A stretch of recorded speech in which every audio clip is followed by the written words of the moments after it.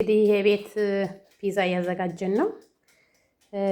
ይሄው ለፒዛው የሚያስፈልገን አጋጣሚ ቤዙንም ቤት ነው የምሰራው፣ ግን ይሄኛው ቤት አልሰራሁትም። ይሄኛው መሽሩም እና ቺክን ነው አብሬ የፈጨሁት። እዚህ ጋር እንቁላል አለኝ፣ ቺዝ አለኝ፣ ቶማቶ ሶስ፣ ቱና እና በቆሎ ነው ለጊዜው ያዘጋጀሁት። ሌላ ብዙ ግብአት የለኝም። ሌላ ጊዜ ግን ያው በሰፊው የአትክልት ፒዛ እንዴት እንደምሰራ አሳያችኋለሁ።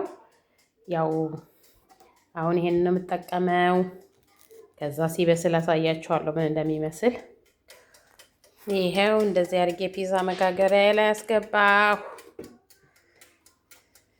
ከዛ ሰዓቱን ጨመርኩ። ሰዓቱን ግን ፓወሩን ከ5 ማክሲማም አላደርገውም። ቀስ ብሎ እንዲበስልልኝ ክሪስፒ እንዲሆንልኝ ወይ ደረቅ ያለ እንዲሆንልኝ 3 ወይም 4 ነው የማደርገው። ይኸውና ፒዛችን አልቋል። ይሄንን ይመስላል እንግዲህ። በጣም የሚያምር ዶሚኖ ለምን የሚያስብል ፒዛ ነው። ሲያምር ያሚ ነው።